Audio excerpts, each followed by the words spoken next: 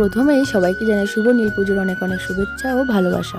বাড়িতে আজ শিব আসবে, তো সেই আনন্দে সকাল সকাল উঠে স্নান টান করে রেডি হয়েছিলাম। মা এখানে উঠোনটা লেপে দিয়েছে।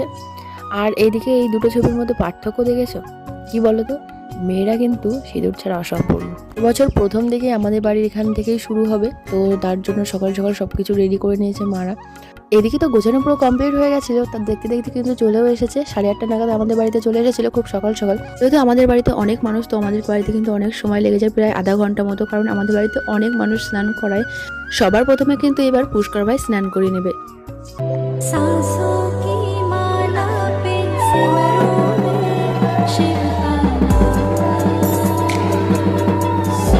পুষ্করে স্নান করানো হয়ে গেলে এবার বাকিরা কিন্তু স্নান করিয়ে নেবে। আর আমি এদিকে বৌদিকে জিজ্ঞাসা করছিলাম যে তোমাদের বাড়িতে যাবে, বলছে না, অন্য দল বেরিয়েছে, তারা আসবে।